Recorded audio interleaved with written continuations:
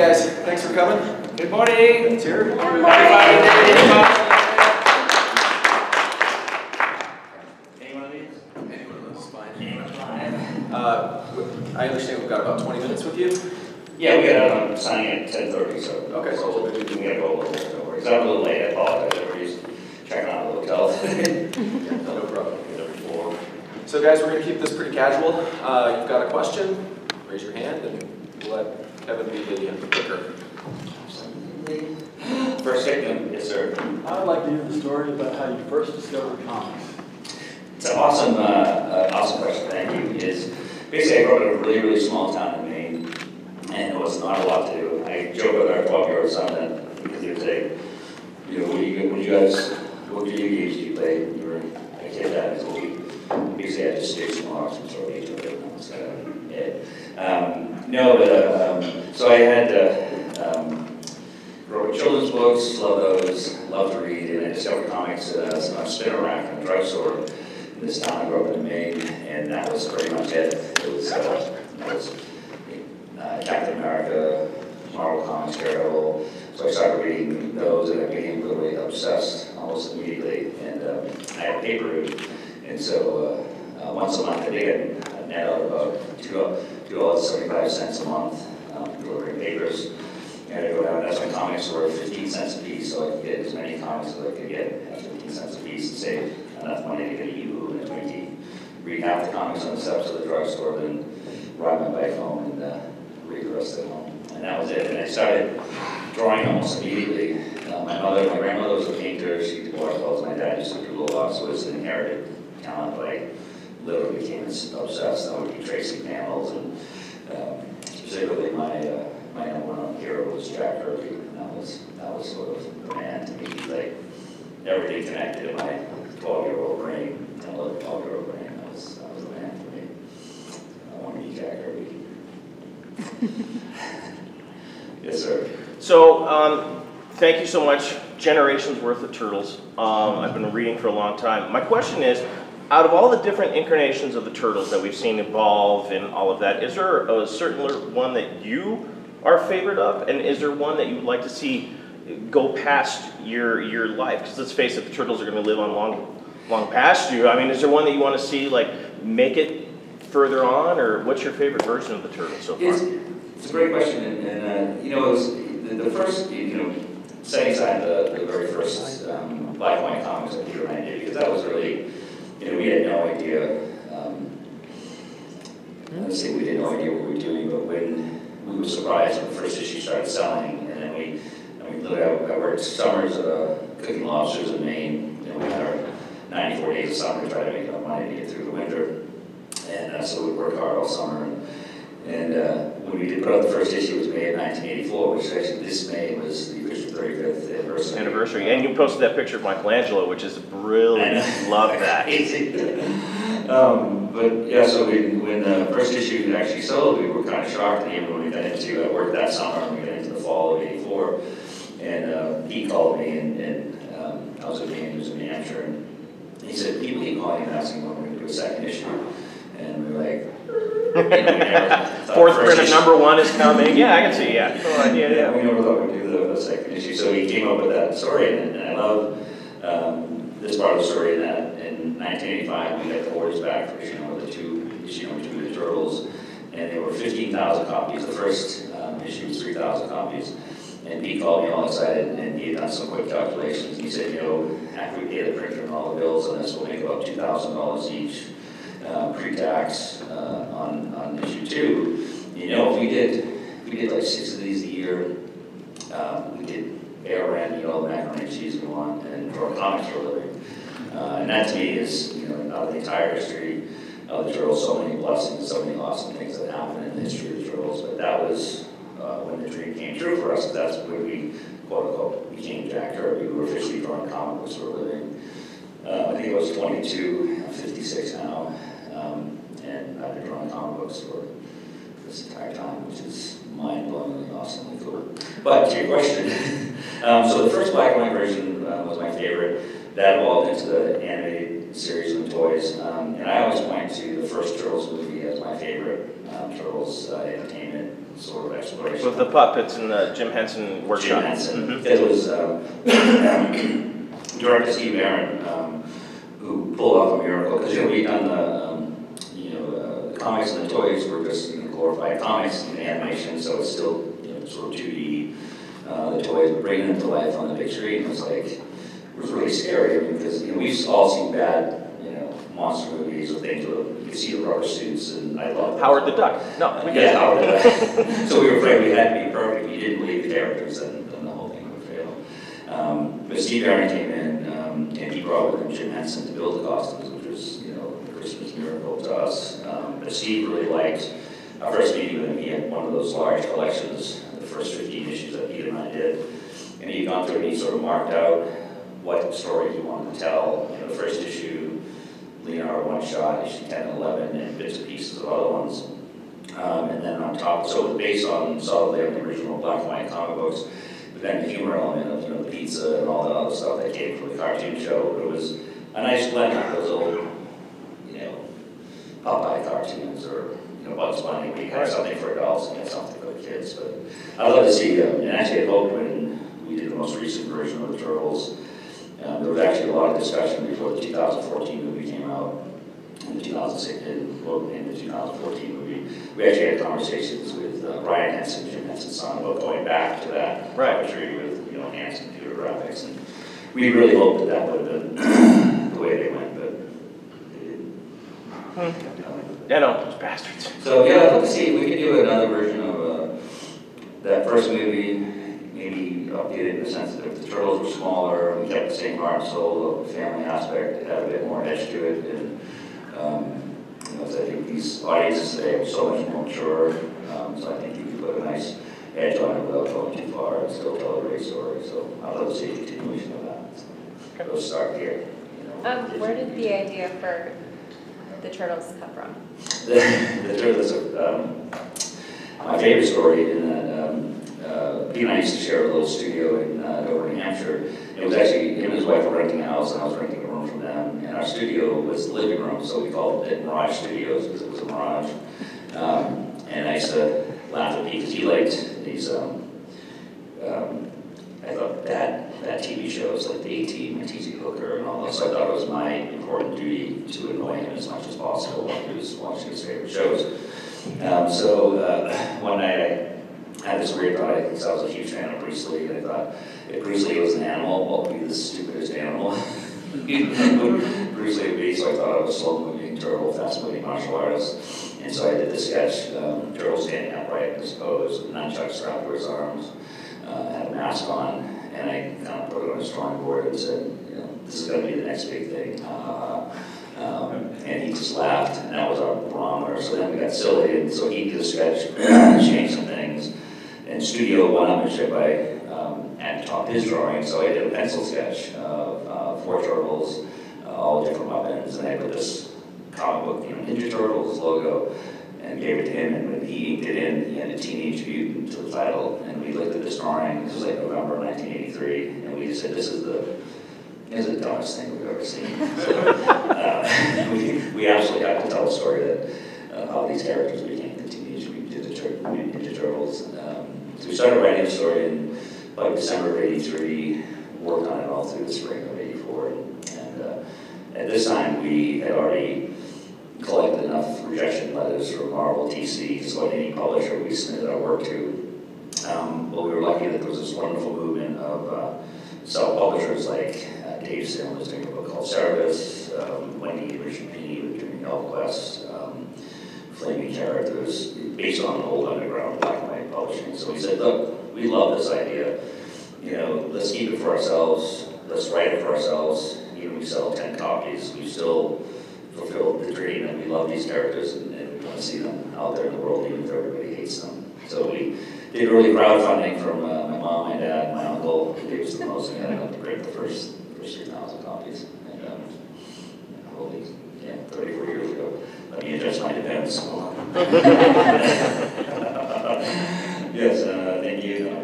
All right, so since you have been in the industry for over 30 years, how have you had to change your own styles based on everything going from like print to digital, moving onward with technology? Zero. I think I'm not that smart. No, I have such a great appreciation for, I've done a lot of work in animation, and I love, the guy, like, the last I worked for a studio called Blur, and these guys that are trying and Wycom tablets and Cintiqs and doing stuff. It's just mind-blowingly fascinating. I mean, my iPhone, I think, still runs on Steam or coal or something. But to me, but more importantly to me, it was just something about the physicality of, pen to paper or pencil to paper. You sort of feel a certain drag when you're drawing, and I like the idea that even at the end, I'd appreciate getting somebody that creates this incredibly beautiful work of art on a computer, something I can never imagine, layers and skill and such a great appreciation for it, but at the end of the day, there's no original art, and that to me was always important. My father loved museums, so he used to take us to museums a lot, and I loved looking at the art history was my absolute favorite subject, even in high school. And that's one of the most asked questions is, where did you come up with the names of the Turtles? And I was such a big fan of, especially art history. In 1980, when I graduated, I did this huge mural. My school was graduating seniors, did a bunch of murals, and mine was my tribute to Leonardo da Vinci. And so actually, when we were sitting around bantering about the origin story, what should we call these guys? It was sort of, traditional Asian names seemed the most appropriate because of the Asian martial arts history and stuff. We're like, it's Ninja Turtles. It's we have to go much sillier than this.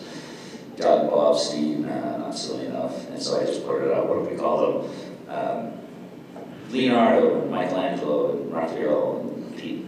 And that was it. And I love the story where I tell my slideshow is Donatello was almost named Bernini because I like Bernini as a sculptor much better than Donatello. So we had about a 2-week discussion. So Donatello was almost named Bernini, but I think a coin toss won. But yeah, I love the technology. I think any tool that you use to paint, whether it's a trowel or a brush or a pen or a stick or a computer, it's all tools that you use, and we're all always learning as artists, hoping to get better. It's pretty fun. So yes, I think you're. So I love your current run on IDW. How did you get started with IDW? And did you ever imagine it would become the longest running TMNT series? No, in fact, we were really scared when we started doing the first issues, but more importantly, I sold my rights in the Turtles probably almost 20 years ago. And then Pete, a few years later, about 5 or 6 years later, sold them to Viacom. And then, oddly enough, when the Turtles started making a resurgence with Nickelodeon getting the rights to the cartoons, I started working initially with Paramount on the movie. They brought me in to consult, and IDW acquired the rights to do the Turtles comic books. I had known Ted Adams and Robbie, who co-founded IDW almost 20 years ago. And so they called and said, look, we've got the rights to the Turtles, you want to come down and get involved and consult and talk to Tom Walsh, who's the head writer.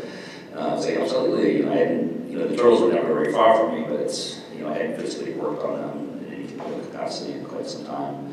So I went down and Tom Walsh, who deserves 100% of the credit for what's become the IDW universe, and that the origin story of putting the Turtles, making April scientists again, putting them in the laboratory, having Splinter name them, the reincarnation aspect of so many different things that he surveyed, the black and white comics, the animated show, the 2000 series, which was his favorite, some of the movies, and he had this idea to keep all the important heart and soul and the family aspect and everything that he loved about Turtles, but create a platform where we could pull characters from different universes, Turtle universes, and put into this new one. And I just flipped out. I thought it was absolutely fantastic because, a fresh idea after, even at that time, it was after 26 years of doing it.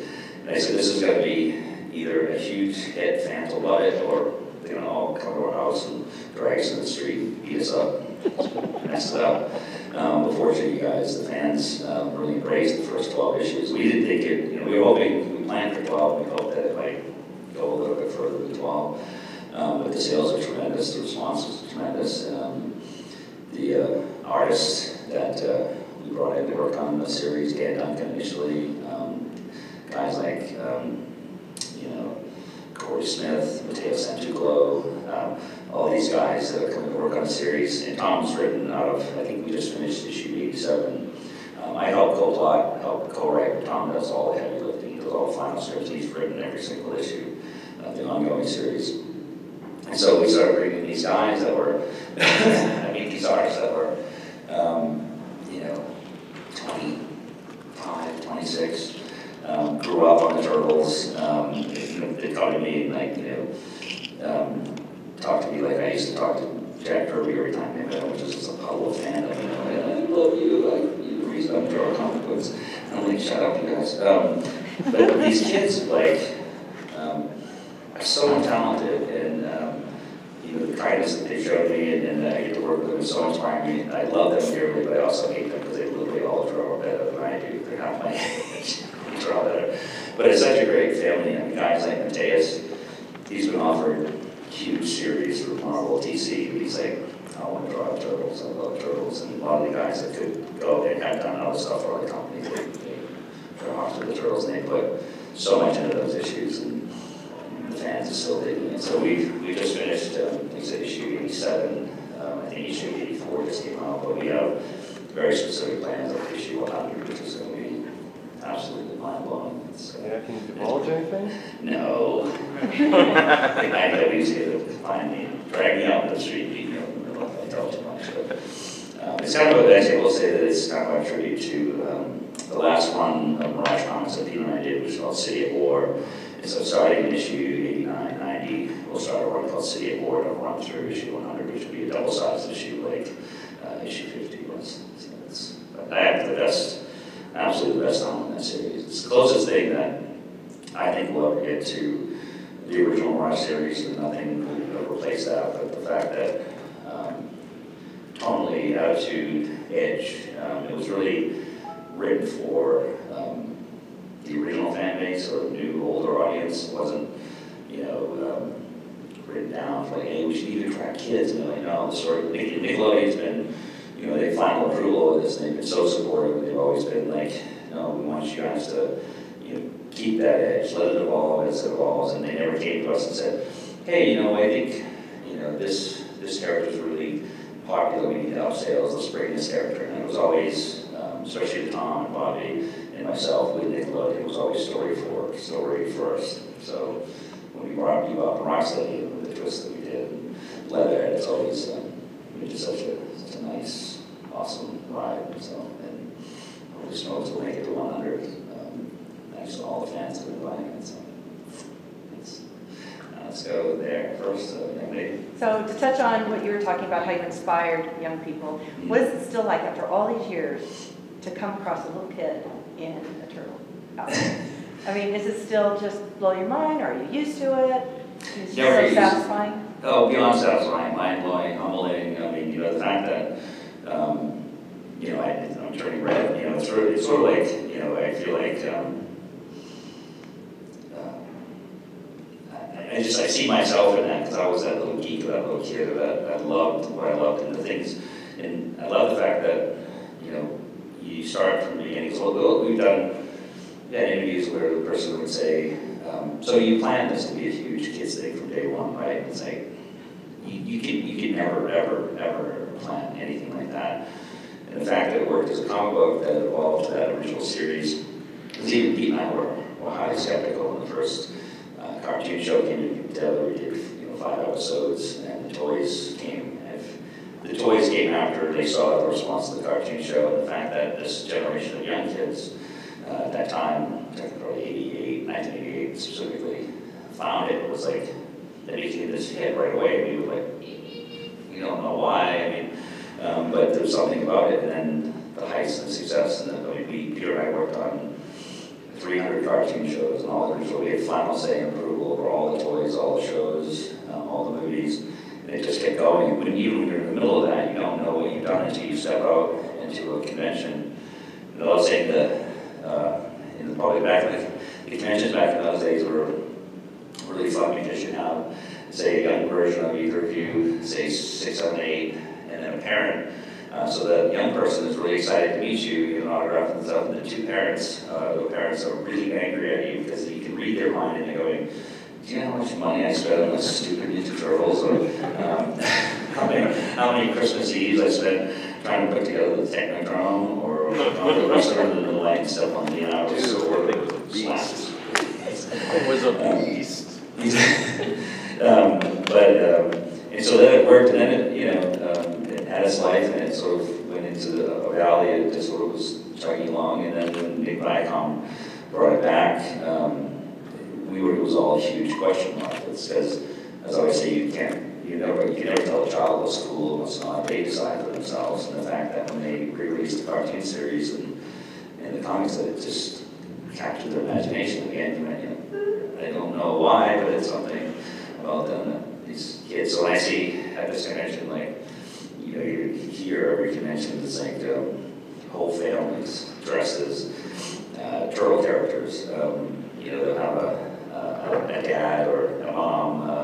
Usually a dad, especially from those days, will have like some dog-eared, beat-up turtle toy or comic book, and they'll be apologetic. They'll put on the table and say, "Sorry, this is all I have for you to sign." And I'm like, this is the highest compliment I could ever receive, is that you had this all this time. It's well loved. It's not used and abused or beat up. All my comic books that I have from a kid were all of the same condition and same, you know, embrace. And then you have this young person dressed, you know, a 4, 5, 6-year-old kid dressed in a turtle costume, and it's just heartwarming, and it's pretty emotional, and it's very, very cool. It's very humbling. Very cool. Thank you. I see the gentleman way in the back. I'll do you, my friend. To play off of that, generational impact, when did it hit you that your creation had become a part of pop culture? Was it seeing them up on the big screen? Were they saw it referenced somewhere else? When did it really hit you? Well, it's funny. It's sort of 3 funny moments. One was I remember like telling my mom, my dad, that, you know, we're doing these toys on a cartoon show. You know, she's like, you know, yeah, sure you are. Until it was back in those days, remember TV Guide, when it actually was listed in TV Guide as it was going to air between Christmas, 1987, Christmas, the kids' school break between 87, Christmas and New Year's 1987. And so my mom calls, she goes, "I saw your show was a TV Guide.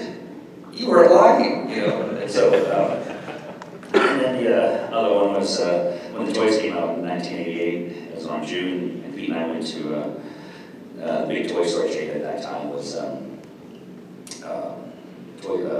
KB Toys, and the closest one was in Springfield, so we went down to Springfield because we heard the toys were out. We didn't believe they were actually in stores, so we wanted to see for ourselves. So just about the time we arrived to the action figure aisle in KB Toys, this mom was dragging this young boy out of that section, and she was saying, "No, I'm not buying you one of those stupid Ninja Turtles." And Pete and I were like, "Oh, what have we done?" And then I had my grandmother call. I think it was a year or so later, because it was on the air and stuff, but she never really watched cartoons, but she was watching Jeopardy, and the Turtles were one of the questions on Jeopardy, so she was very proud of me. So there was moments like those, because, you know, even in the early days, when that stuff was just starting and picking up, we were working like some of the shows and the toys, we were in it, we were, you know, 80, 90 hours a week. It was all, so when you're in the middle of it, you don't sort of realize what's going on until you sort of step outside, and yeah, it's pretty insane. But those little moments that you sort of makes you stop and go, "What? Dude, this is cool." Yes, sir.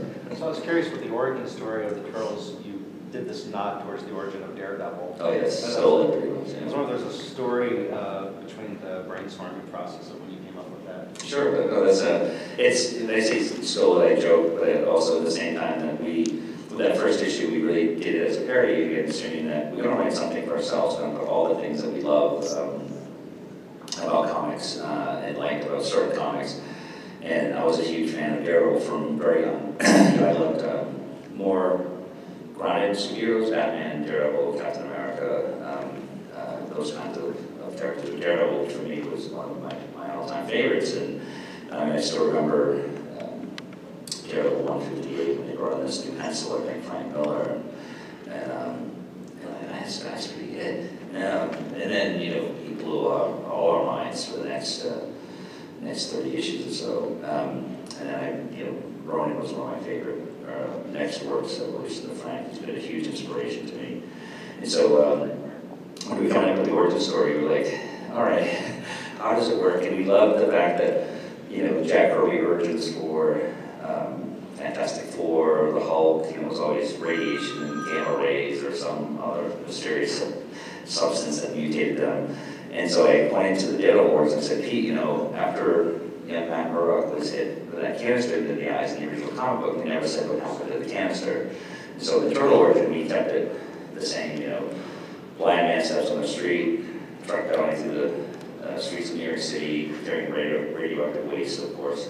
You know, Matt Murdock, this young boy, jumps up to save the man, the truck locks up the brakes, the canister comes free, hits it in the eyes, and you have to continue bouncing down the street, and this poor boy, you know, half a block down is standing precariously close to a sewer opening that's open, holding a terrarium with 4 turtles in it. The canister smashes down into the sewer next to a rat. And we're like, yeah, that works. And Marvel probably could have sued our butts off. But then it went further in that, especially specifically from the Frank Miller run, he introduced Stick as his mentor, so we evolved as Splinter. They had the hand, which is the evil ninja clan, we had the foot, and so on and so on.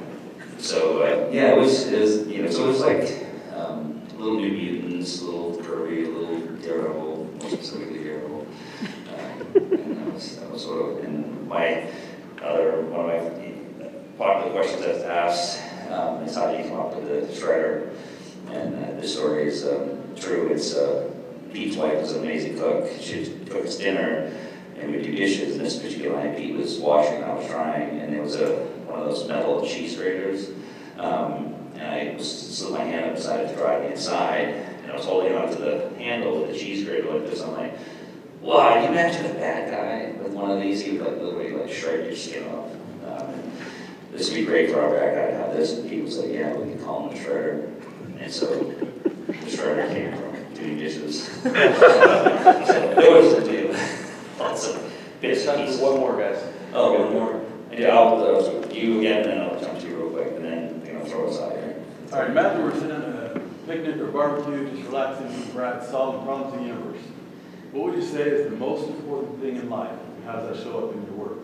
Family, hands down. It's sort of like, you know, it's really, you know, I have a large family. I was count the family. So my mom was like the end producer. She only had 4 kids, but her sister had 7, our aunt had 9. So just the simplest get together was just a massive amount of people and family, and it was just such love and passion from all these different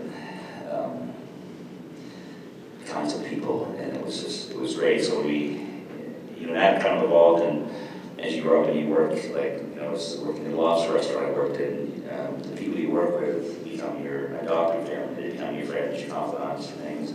And so the Turtles, it was, you know, 4 mutants and this surrogate father, a sister figure with April, Casey Jones, a crazy cousin, a crazy brother, but we tried to always keep that heart and soul. That was an adoptive family. And that's something that, you know, Tom, like in the new series specifically, that was the first thing he said, is that out of every version of the Turtles that you've done, it always comes down to that core family that supports each other, and you can always count on them when it shifts it down. So I'd say that's the most important aspect of it. For me, and that's what I want the message to be with the Turtles. We'll do you, and then we'll talk about it. So did you ever envision the Turtles past their teenage years? You know, like Old Man Leonardo? And if so, is there a story that you always wanted to do for the Turtles and you never got to? There's actually, there's a story that Pete and I started writing many years ago, even I think in the very early years of some of the success of the cartoon shows. We call it the final story, only for, it was something that we gave them birth, and we wanted to sort of have an issue where it just would be not the final, but sort of them 50 years later. Right. They would be, and I still have all the notes on that, whether that'll ever see the light of day or not, I'm not sure. But I joke now because I think it's really funny. I have 3 little wiener dogs, and they're about 15 years old, and I call them the Goldie Girls because they're like they're so spoiled, and they're so lazy, and I always thought that it would be funny if you did a sitcom like Seinfeld or Big Bang Theory or something, where the Turtles were living in an apartment in New York City, and it's not like the Turtles as like the Golden Girls, they're complaining about, weather, and, this and that. I just thought it would be a funny vision, and that will probably never happen, but it'd be funny though.